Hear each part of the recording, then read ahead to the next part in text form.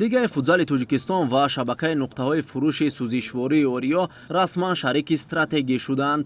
Имзои созишномаи ҳамкорӣ дар қароргоҳи Федератсияи футболи Тоҷикистон бо иштироки роҳбарияти лигаи футзали Тоҷикистон Бахтовар Меликов ва амбассадори Ориё Нигина Амонқулова баргузор шуд.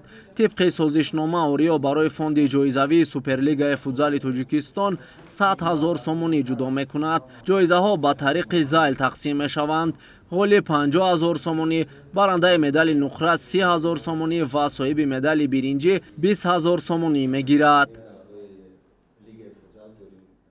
аллакай тими миллии омодагиро барои бозиҳои марҳилаи интихоботии ҷоми Осиё дар шаҳри Гулистон шурӯъ кард ва моро дар оянда пеш ду бозии дӯстона бо тими мунтахаби Узбекистон дар шаҳри Тошканд интизор аст.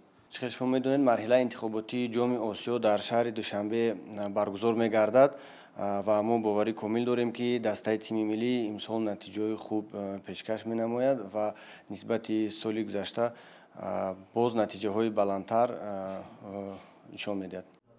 Нигина Амонқулова иброз дошт, ки барои Ориё ифтихор аст, ки дар рушди футзал саҳм мегузорад ва мехоҳад барои ҷавонон имкониятҳои бештар фароҳам оварад. Бахтовар Меликов таъкид кард, ки ҳамкории нав сатҳи лига ва илҳоми бозингаронро баланд мебардорад. ин созишнома на танҳо рақобатҳоро дар лигаи футзал афзоиш медиҳад, балки ҷалби сармоягузоронро ба рушди варзиш дар кишвар тақвият мебахшад. ҳадаф таблиғи варзиш ва фароҳам овардани имкониятҳои беҳтар барои тимҳо ва бозингарон мебошад. бо ин қадам Суперлигаи Тоҷикистон ҳам ҷолибият ва рақобатро бештар мекунад, ҳам саҳмгузории ширкатҳои хусусиро дар рушди варзиш нишон медиҳад.